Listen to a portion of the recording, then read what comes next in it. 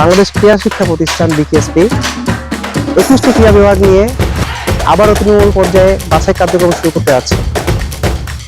দেশে একমাত্র প্রতিষ্ঠান যেটি পাঠদানের পাশাপাশি দিয়ে আসছে ক্রীড়া দীক্ষা, ফলে দেশের সিংহভাগ খেলোয়াড় আসছে এই বিকেএসপি থেকে।